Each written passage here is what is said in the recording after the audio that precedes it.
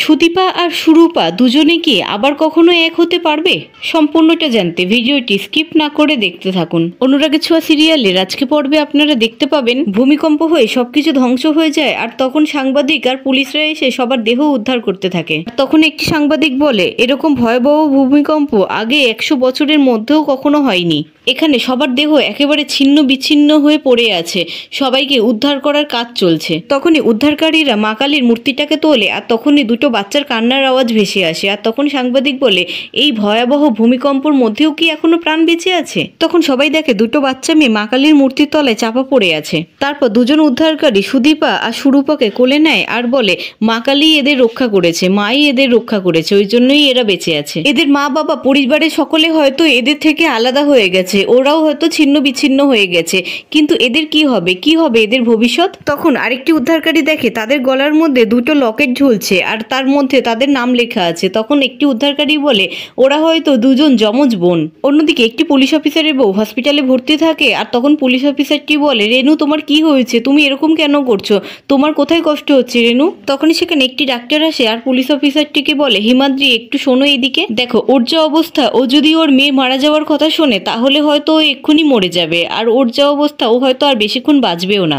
তখন পুলিশ অফিসারটি বলে, ডাক্তারবাবু এ আপনি কি বলছেন, আপনি ওকে যা হোক করে বাঁচান, ওকে বাঁচতেই হবে। তখন ডাক্তারটা বলে, আর কিছু করার নেই হিমাদ্রি, ও আর বেশিক্ষণ বাঁচবে না, কিন্তু যতক্ষণ বেঁচে আছে ততক্ষণ ওকে একটু শান্তিভাবে বাঁচতে দাও। তুমি যেখান থেকে হোক একটা মেয়ে নিয়ে আসো, মেয়ে নিয়ে এসে তাকে দেখাও, ও অন্তত মারা যাওয়ার আগে এইটুকু জেনে যাক যে ওর একটা স্বামী সন্তান রয়েছে, ওর একটা সংসার রয়েছে। তখন পুলিশ অফিসারের বোন এসে পুলিশ অফিসারটিকে বলে, দাদা আমি আর বৌদির এইভাবে কষ্ট সহ্য করতে পারছি না, তুমি যেখান থেকেই হোক একটা মেয়ে নিয়ে আসো। তখন পুলিশ অফিসারটি বলে, হ্যাঁ আমি আনবো, আমি যেখান থেকেই হোক একটা মেয়ে নিয়েই আসবো। অন্যদিকে দুজন লোক একটি অনাথ আশ্রমে আসে আর লোকটি মহিলাটিকে বলে, মাসি শ্রুতিকে কি মিথ্যে কথা বলবে? তখন মহিলাটি বলে, এ তো একটা সাদামাটা মিথ্যে কথা রে বাবা, একটা অনাথ শিশু সে ঘর পরিবার পাবে আর তোরাও তো সন্তান পাবি, কিন্তু এই সত্যিটা তুই বৌমাকে কোনোদিনও বলবি না, বৌমা যেন কোনোদিনও এই খবরটা জানতে না পারে। তারপর ওরা ভেতরে আসে আর তখন অনাথ আশ্রমের মহিলাটি বাচ্চা দুটোকে দেখায় আর তখন বাচ্চা দুটোকে দেখে বলে, এরা কি যমজ বোন? তখন আশ্রমের মহিলাটি বলে, হ্যাঁ ওরা যমজ বোন। তখন ওই মাসিটি লোকটিকে বলে, অতনু দেখ তোদের তো আর টাকা পয়সার অভাব নেই, তোরা এই দুটো বাচ্চা মেয়েকে আলাদা করে দিবি, ওরা তো যমজ বোন, যমজ বোনকে কি আলাদা করা ঠিক হবে?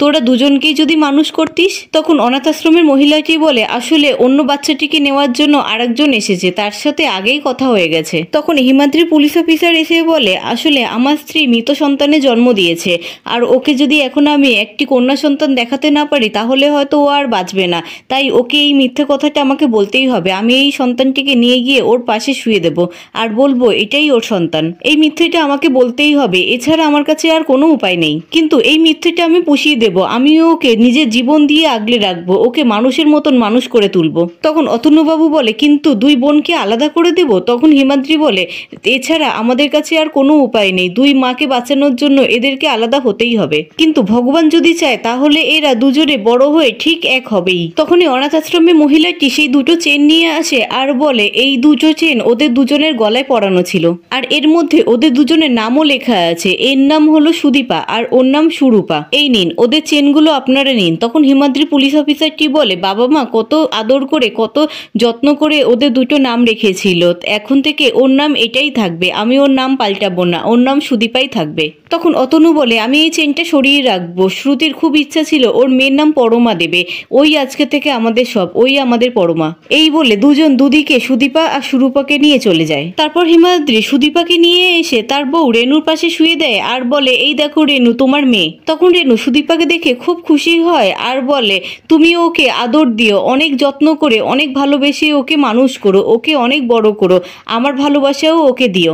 এই বলে রেনু মারা যায় আর তখন হিমাদ্রি বলে, মা রে মা, তুই তোর মাকে একদম শান্তি দিলি, তোর স্পর্শে তোর মা শান্তি পেল, যেই শান্তিটা আমি ওকে সারা জীবনেও দিতে পারিনি। আমি জানতাম তোর মা বাঁচবে না, কিন্তু তুই এসে তোর স্পর্শে তোর মা শান্তিতে চলে যেতে পারলো, তোর মা অনেক শান্তি পেল, তোর স্পর্শে তোর মা সেই শান্তিটা পেল। তখন সুদীপা কাঁদতে থাকে আর তখন ডাক্তার সুদীপাকে কোলে নেয় আর তখন ডাক্তারের স্টেথোটা ধরে সুদীপা চুপ করে যায়। তখন ডাক্তার বলে, হিমাদ্রি এই মেয়ে তো পুতুল নয়, খেলনা নয়, এই স্টেথো ধরেই চুপ করে গেল, তোমাকে আমি আমি বলে দিচ্ছি হিমাদ্রি, এই মেয়ে বড় হয়ে ডাক্তার হবেই। অন্যদিকে অতনু শ্রুতির কাছে আসে, তখন শ্রুতির জ্ঞান ফেরে আর বলে আমি স্বপ্ন দেখেছি, আমি মা হতে পারিনি, আমি মরা বাচ্চা জন্ম দিয়েছি। তখন অতনুর মাসি বলে না শ্রুতি, তুমি দুঃস্বপ্ন দেখেছো, দেখো ওই তো তোমার পরমা শুয়ে আছে, তুমি মা হতে পেরেছো। তখন শ্রুতি সুরূপাকে দেখে আর বলে ওইটা আমার পরমা, ওইটা আমার মেয়ে। তখন অতনু সুরূপাকে কোলে নিয়ে এসে শ্রুতির কোলে দেয় আর বলে এই তো আমাদের মেয়ে, দেখো এই আমাদের পরমা। তখন শ্রুতি সুরূপাকে খুব আদর করতে থাকে আর বলে ওইটা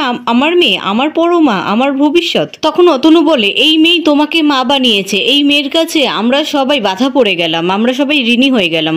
তারপর কয়েক বছর কেটে গেল। তারপর কয়েক বছর পর সুদীপা অটো থেকে নামে আর বলে বাবা এত উঁচু অটোতে কেন আমাকে তুলেছ, আমি তো নামতে পারি না। তখন হিমাদ্রি বলে সরি মা, আমার ভুল হয়ে গেছে, এত উঁচু অটোতে তোমাকে তোলাটা ঠিক হয়নি, তুমি যখন বড় হবে আমি তোমাকে একটা নিচু গাড়ি কিনে দেবো। কেন, আমি বড় হলে আমি নিজেই তো গাড়ি কিনে নিতে পারবো, তুমি কেন আমাকে গাড়ি কিনে দেবে? তখন হিমাদ্রি বলে হ্যাঁ, তখন তো আমি বুড়ো হয়ে যাব, তুমি তো নিজেই গাড়ি কিনে নিতে পারবে, আর তখন আমি তো বুড়ো হয়ে যাব, তুমিও আমাকে হাত ধরে গাড়ি থেকে নামাবে।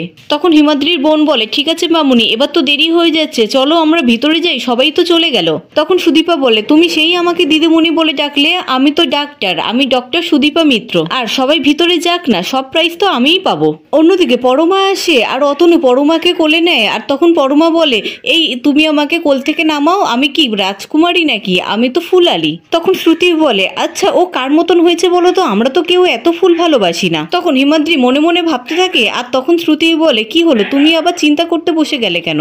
তখন অতনু বলে আমি ভাবছিলাম ও কার মতন হয়েছে। তখন শ্রুতি বলে তুমি আবার এই নিয়ে চিন্তা করতে বসে গেলে, বাচ্চাদের মন ওরা তো এরকম করবে, আর তাছাড়া আমাদের বাচ্চা কি কুড়িয়ে পাওয়া বাচ্চা নাকি? তখন পরমা বলে উফ তোমরা আবার এত কথা বলছো কেন, আমার তো দেরি হয়ে গেল, আমি চললাম। তখন শ্রুতি বলে আমি ভিতরে গেলাম, ওই যে চললেন আমাদের ফুলালি। তখন অতনু মনে মনে বলতে থাকে এই একটা চিন্তা আমাকে সারা জীবন বয়ে নিয়ে বেড়াতে হবে, এই চিন্তা থেকে আমি কোনোদিনও মুক্তি পাবো না। কিন্তু এটা আমি ভাবতেই পারি না যে পরমা আমাদের নিজের মেয়ে না, শ্রুতির সাথে ওর কোনো নারীর টান নেই। তারপর সবাই ভিতরে চলে আসে, আর তখন স্টেজ থেকে অ্যানাউন্স করে এখানে সব জাজেসরা চলে এসেছে, আর মাননীয় বিচারক মশাইও চলে এসেছেন, আর এসেছে সমস্ত জেলা থেকে কৃতি বাচ্চারা। তখন সুদীপা বলে বাবা পিসি দেখো, আমিই সব প্রাইজ পাবো, আমি আর কাউকে প্রাইজ নিতে দেবো না। তখন স্টেজে অ্যানাউন্স করে আমরা এখন প্রাইজ বিতরণের অনুষ্ঠানটা শুরু করে দেব, তারপর হবে গোয়াজে লাইক। বসে আঁকো প্রতিযোগিতায় প্রথম হয়েছে নবীনপুর বালিকা বিদ্যালয় থেকে সুদীপা মিত্র, এবং যুগ্মভাবে স্থান অধিকার করেছে পরমা ব্যানার্জি। তারপর পরমা আর সুদীপা দুজনে স্টেজে যায় প্রাইজ নেওয়ার জন্য। তখন পরমা পড়ে যেতে যায়, আর তখন সুদীপা পরমাকে ধরে নেয়। তখন অতনু হিমাদ্রিকে দেখে অবাক হয়ে যায় আর পুরোনো দিনের কথাগুলো ভাবতে থাকে। তারপর পরমা আর সুদীপা স্টেজ থেকে নামতে যায়, তখন স্টেজে অ্যানাউন্স করে পরমা সুদীপা তোমরা দুজনে স্টেজে দাঁড়ো, তোমরা আরো কয়েকটা প্রাইজ পেয়েছো। নাচে যুগ্মভাবে প্রথম হয়েছে পরমা সুদীপা, আর গানেও যুগ্মভাবে প্রথম হয়েছে পরমা আর সুদীপা। তারপর পরমা আর সুদীপাকে একটার পর একটা প্রাইজ দিতে থাকে, আর তখন অতনু হিমাদ্রিকে বলে আপনি দেখবেন ওদের আসল পরিচয় যেন ওদের সামনে না চলে আসে, তাহলে আমার স্ত্রী শ্রুতিকে আর বাঁচানো যাবে না। তখন হিমাদ্রি বলে আপনিও দেখবেন, আমি তো ওকে ওর আসল পরিচয়টুকুও বলিনি। তখন অতনু বলে ওরা দুই বোন, ওদের দুজনের টানে আবার এক হয়েছে, এতে আমরা কি করব বলতে পারেন? তখন হিমাদ্রি বলে ভাগ্য ওদেরকে ওদের মতন ছেড়ে দিয়েছে, আমরাও তাই করি। অন্যদিকে স্টেজে আবারও অ্যানাউন্স করে যে যোগাসনে প্রথম হয়েছে সুদীপা মিত্র। এই শুনে পরমার মন খারাপ হয়ে যায়, আর তখন সুদীপা বলে কি হলো, তোমার মন খারাপ হয়ে গেল? তখন পরমা বলে হ্যাঁ, তুমি তো একাই বেশি প্রাইজ পাচ্ছ, তুমিই তো প্রথম হয়েছো, তুমি একাই প্রাইজ পাবে। তখন সুদীপা তার প্রাইজটা পরমাকে দেয়। তখন পরমা বলে না, এটা তো তোমার প্রাইজ, আমি নেবো কেন? তখন সুদীপা বলে নাও না, কেউ কাউকে কিছু দিলে নিতে হয়, এটা আমি তোমাকে গিফট করলাম। তখন সুদীপা বলে ঠিক আছে, তাহলে তুমি এই ফুলটা নাও, এটা আমার সব থেকে প্রিয় ফুল, এটা আমি তোমাকে দিলাম। তারপর স্টেজে অ্যানাউন্স করে এই দুটো খুদে বাচ্চাদের থেকে আজকে আমরা অনেক কিছু শিখলাম, এরা দুজন দুজনকে চেনে না, কিন্তু কেমন অবলীলায় নিজেদের জিনিসগুলো অপরকে দিয়ে দিল। আচ্ছা পরমা, তুমি কি কিছু বলতে চাও? তখন পরমা বলে হ্যাঁ, আমি ফুলের গন্ধে সারা পৃথিবীটাকে ভরিয়ে দিতে চাই, ফুল দিয়ে সারা পৃথিবীটাকে আমি সাজিয়ে দিতে চাই। আমি এমন ফুল তৈরি করব যে যেটা দেখে মানুষ সব দুঃখ কষ্ট ভুলে যাবে, মানুষ সবসময় সুখী হয়ে থাকবে। আমার হ্যাপি বার্থডে দিনে আমার মা বাবা 100টা করে গাছ লাগায়, সেটা আমি বড় হতে হতে 1000টা গাছে পরিণত হয়ে যাবে। তখন সুদীপা বলে আর আমি বড় হয়ে ডাক্তার হব, সবাইকে শাড়ি দেব, কারোর কোনো দুঃখ কষ্ট থাকবে না, তখন আর আমার মায়ের মতন কারোর মা মারা যাবে না। তখন স্টেজে অ্যানাউন্স করে আজকের মতন পুরস্কার বিতরণ এখানেই শেষ হলো। তারপর হিমাদ্রি সুদীপাকে বলে চলো মা, এবার আমরা বাড়ি যাই। তখন পরমা তার বাবাকে বলে পাপা, আমার তো কোনো বোন নেই, ওকে আমাদের সাথে নিয়ে চলো না। তখন হিমাদ্রি বলে মা, তোমার বোন মানে তোমার বন্ধুকে যদি তুমি নিয়ে চলে যাও তাহলে আমার কি হবে, আমি কি নিয়ে থাকবো? তখন পরমা সুদীপাকে বলে, দেখো আমরা বড় হয়ে আবার আমাদের দেখা হবে, আমরা বড় হয়ে একসাথে অনেক খেলবো, আমাদের আবার ঠিক দেখা হবেই। এই বলে পরমা আর সুদীপা দুজন দুজনের দিকে অবাক হয়ে তাকিয়ে থাকে।